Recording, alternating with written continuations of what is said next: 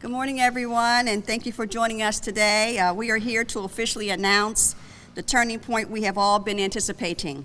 General Lynch announced this morning that all parties involved in the incinerator sale have come to a consensus, and that deal is now officially imminent. We should get a round of applause here, after all, with all we've been through getting us here.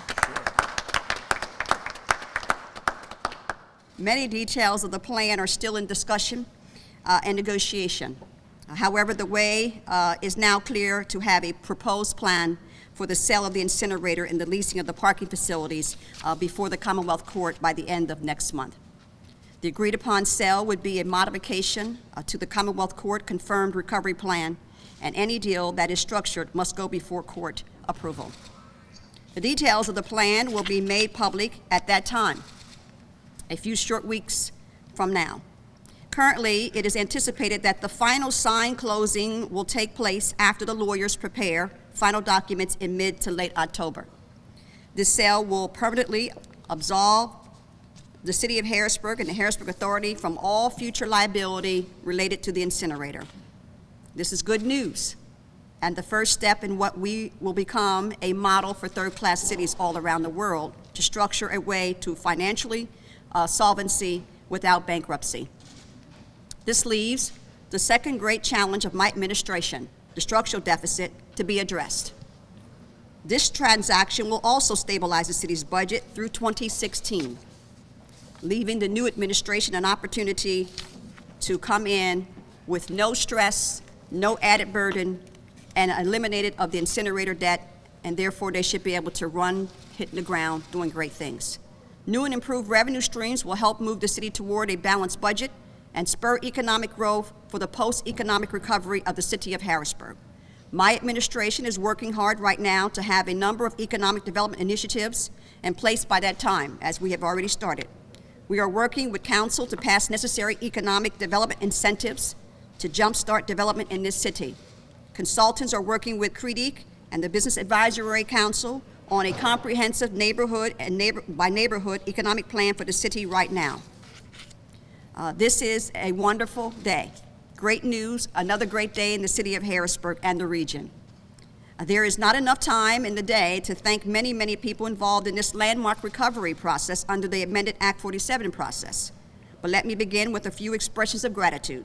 First of all, I want to thank Governor Tom Corbett for his steady and ongoing commitment to the safety and well-being of citizens for our city. We could not have arrived here today without the support, and I also want to add, without the support of the former governor, Ed Rendell. Let me thank Secretary Walker and his team, including Fred Rettig, at the Department of Community and Economic Development for all the support provided from the date I asked for Act 47 protection 3 years ago today. I thank and want to thank the Pennsylvania General Assembly as well. May not have always agreed with how they performed, but again, they were participatory and they aided the city when we needed them. Of course, none of this would be possible without the leadership and patience of our great friend, General Bill Lynch. He assembled an outstanding team of expert consultants who virtually became a part of the city's process at every level when called upon. I also want to thank City Council as well for their commitment and process and working closely with the mayor to help get this recovery process remain steady on the track. I also want to, and most importantly, with all sincerity, thank my administration and the staff for the hours and hours of commitment to implement the recovery plan in every department while providing fundamental services to the citizens of our city. My staff performed at every high level under stressful circumstances and never wavered in their commitment and their responsibilities. We thank all the citizens of this great city as well for their patience, endurance, and fortitude as we work through the most trying time in the city's modern history. This is not over yet. There is much work still to be done by all parties to finalize the modernization of the incinerator and parking facilities. And there is much work to be done as we move to post-recovery mode of operation. We will continue to report out to the public on that post-recovery process and what it means to the future of this city. And now, before opening up this for questions, I would like the General to come forward if he'd like to make any comments. Thank you. Thank you. Thank you, Mayor. Thanks, everyone who's here. The Mayor went through a list of people who deserve thanks for where we've come thus far, and I agree with that completely, and she left one very important person off. I thank the mayor for her leadership and her persistence and her absolute dedication to this effort, as also the leadership and good work of City Council. I think we covered the Commonwealth and county officials who've also been very helpful with advice and good ideas.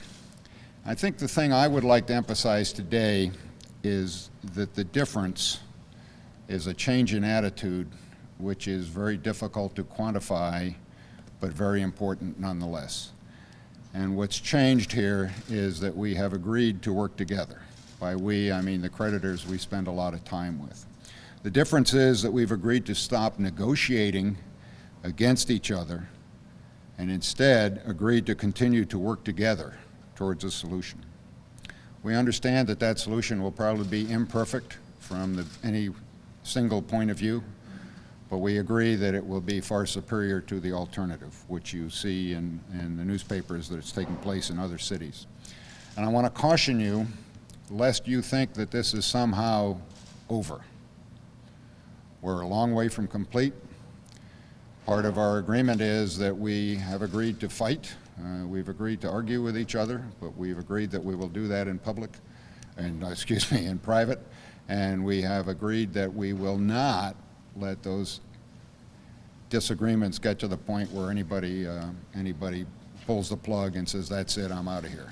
So we are going to work together no matter what it takes. Thank you. Thank you, General, and as usual, we're prepared to answer any questions from the media at this time. Dennis? You said the city structural deficit will be fixed by 2016. Is that the... No, that's not what I said. Structural deficits will be done, and there will be balanced budgets through 2016. 2016, you know, that's when those union contracts open back up, and let's just hope that the administration takes what we're going to do and providing them a clean plate, debt-free on the incinerator, and balanced budgets through 2016. What happens after 2016 with whatever administration is in place, if they begin to change what we've done, then that could upset the structural deficit. But the structural deficits will be balanced through 2016. If they begin to restructure union contracts and start raising expenses and not have a balanced budget in terms of revenue, who knows where it could go. But we're hoping that they would appreciate what we've done here and keep it in place through however long they're in office, whoever it may be. Yes, Ted. Mayor, obviously with the incinerator deal imminent. I'm sorry, you're competing with cameras. Sure. With the incinerator deal imminent, the parking garages, the FOP contract, I mean, how are you guys going to bargain with the fire guys? That seems to be the last shift to fall in place here. Well, as you know, we don't discuss negotiations in the media. We treat all the unions the same. We didn't come out and keep telling you where we were with the FOP. We're not going to tell you where we are with AFSCME, and we're not going to tell you where we are with the fire. Once we get AFSCME settled, we'll make that announcement, and then we'll move into the fire, and once we settle with the fire, we'll make that public. But right now, negotiations are still ongoing. We're hoping that they're going to be as cooperative, and as General said, you know, stop working against each other and work with each other, and we're hoping that will be the spirit of the fire. And I'm optimistic that they will, knowing that the FOP took the leadership role of the unions. AFSCME is soon on their way. We would hope that they would not be the last person on the block going against the grain. Do you have a message for the next administration? Accept the gift that we've given you. The city is out of debt, and we hope you keep us out of debt so that we can remain the model of the world. You know, when I took office, I said I came in to create solvency for the city. And I stand here with much humbleness and pride that we did it. That we did it. Your legacy now? Absolutely. I said it all along. I wanted it to be my legacy, and it will be. It's something to be proud of. Yes, sir. Are you able to announce a sale price for the incinerator? Not at this time. As we said, that we will make that public once it goes to the court. We don't want to disrupt and cause friction in the back rooms and others to start jumping up and down saying, I didn't get this and I didn't get that. It's just always best to lead us into the courtroom and let the courts decide. Mayor, it was stated this morning that the city could have some cash flow problems by the end of the summer. When do you anticipate to get money from the sale of the incinerator to help? Should be an old story now. I mean, every time you turn around, we're writing about we have some difficulties. So we're optimistic, as I said, that once we get done with everything, we will have balanced budgets through 2016. And I think that's the most important thing. We've always been able to overcome our hurdles. We've always been able to overcome our hurdles. So I'm not too concerned about the possibility of not being able to have funding. We always pull it over. I can tell you right now, we've been very, very prudent in managing the city's finances. The doors are open, the lights are being paid, vendors are being paid, our bills are being paid, payroll is being paid. That's the good news of the day. Yes, Dennis? There was some concern that by leasing the parking garages, it would hamstring the city moving forward, that's an important revenue stream, that you'll lose that. Is the city going to be able to operate after we get past this? As I stand here to say that the debt on the incinerator will be eliminated and the structural deficits will be balanced in 2016. So there was some smart discussions and smart negotiations and doing things differently. And that particular asset that the naysayers were talking about, that once we leveraged that asset, that we would no longer infuse capital back into the city, well, we worked smart.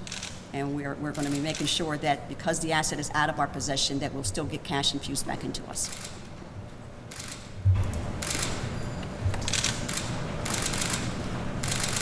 Mayor, just your reaction about how long it took to get to this point. I mean, it is finally here, but you had to go through a lot to get to this point. Can you just give us some reaction? Well, they say that is the case about all great leaders. And so everything that I've gone through and my administration, it has made us stronger, much smarter.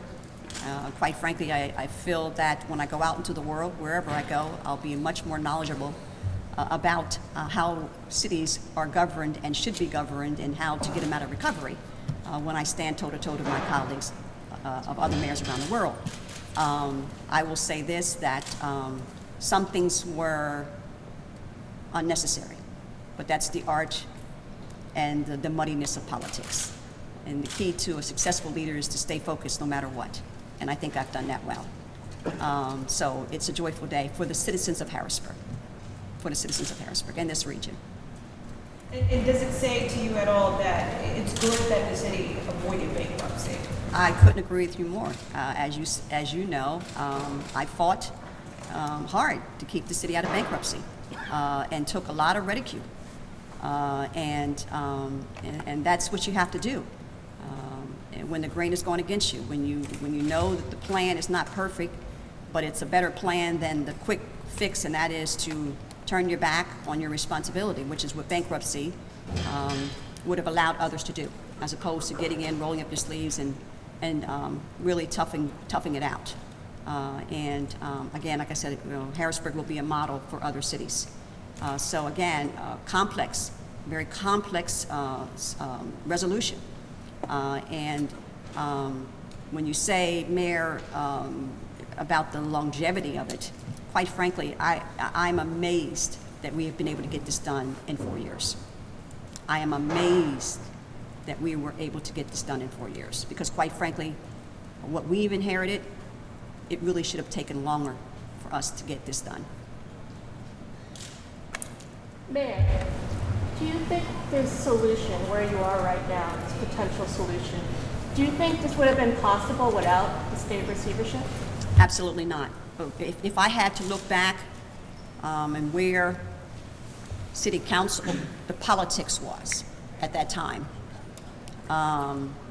people just weren't cooperative. And that means everybody, the county, city council, AGM, it was just absolutely dysfunctional. And that's why I say that I'm proud that I made the tough decision to put this city up under Act 47 for protection. Because at that time, everyone was coming after the city of Harrisburg's government. Everyone. The creditors, they all geared up with their lawyers. The county geared up with their lawyers. The unions weren't cooperating. And so it was just best to take this and put us up under Act 47 to give us protection from our creditors and give us a chance all to step back from the table and negotiate like responsible individuals. And I think I've said that on many, many occasions in press conferences, that we all needed to step back and get into a room and settle this. So the Act 47 process was a part of a state process, and I took advantage of it. Absolutely. Absolutely. It gave us money, it gave us expertise, and it certainly gave us time for the cooling of heads and the smart design of the experts who had the knowledge to come in and to look at it the way we were looking at it and add to their expertise to get us to this plan today. And it's not a perfect plan. By no means am I standing up here saying that we have the magic wand, but what I am saying is that we are a lot better today than we were 3 years ago. Yes. Were the incinerator creditors accommodated? As I understand it, a lot of aspects of this deal were kind of nailed down a few months ago, and everybody was waiting for the creditors to sort of sign off or agree to the terms of that. I assume that obviously, ultimately, they did.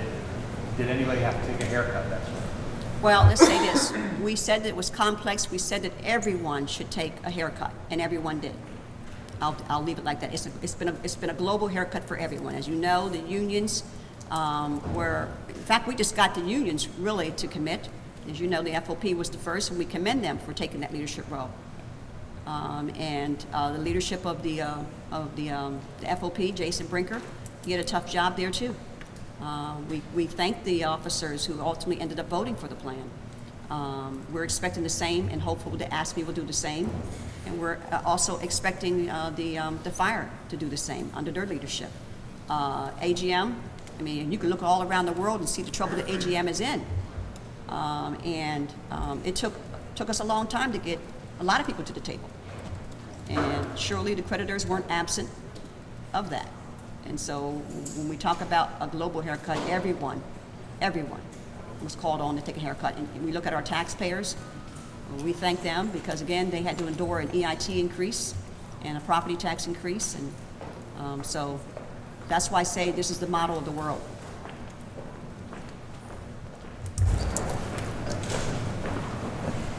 Mayor, what kind of assurances do you have from other officials like City Council in terms of passing the necessary legislation and even the state government continuing to provide the support that's helped to balance the city's budget going forward? Well, I can't get inside the heads of every single council member. I'm hoping that council would not be the very culprit that General Lynch spoke of. We have to stop working against ourselves and start working more with ourselves. So again, that's the best I can answer your question. I can tell you that I was committed every step of the way to making a healthy relationship with City Council, did everything I possibly could in that process, kept a vow as to all the steps I took to try to build a healthy relationship with them, and finally was able to accomplish that just by having a meeting with the president and getting the factions out of the ears of particular people and just laying out the facts. And with the help of General Lynch and others, we were able to just, appeal to council, that it's just best to work together to resolve this. I mean, we understood, their concerns and addressed their concerns, and we're hoping that they're going to remain that way for the interests of this community and this region. There's no need to retreat now. The heavy lifting has been done, and council has had their attorney involved with all discussions that were necessary, and it was his responsibility to make sure that he was conveying the facts to them so they can comprehend the facts and make sound decisions, and we're hoping that it remains that way. And the state government with, the funding, the fire funding. Yeah, again, like I said, when we first got wind that they had cut the line item again, General Lynch and I got right on top of it. And General Lynch was very instrumental in talking to the appropriations chair, and I called the governor's office directly, and we were a team. We just remained a team, and I can't express the joy that I have for General Lynch and the amount of respect that he's had for me as the mayor, and the relationship him and I built together to make this happen.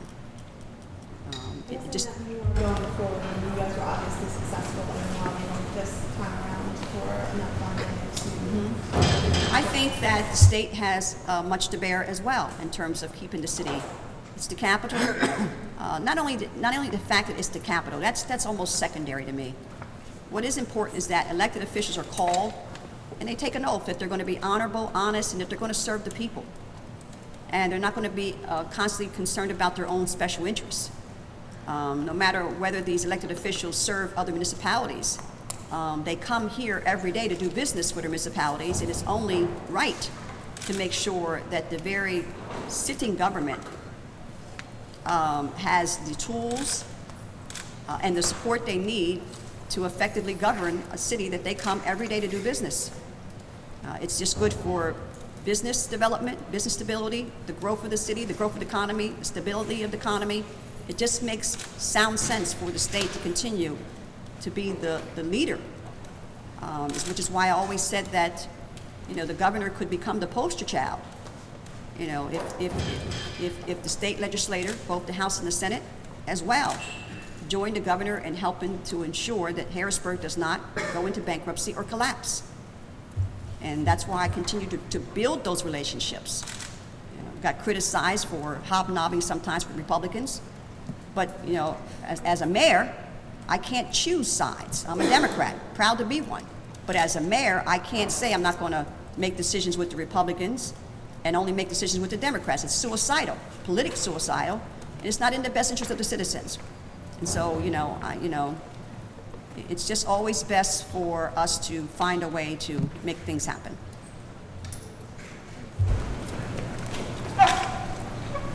Is that it? Thank you, everyone. Have a great day. Spread the good news.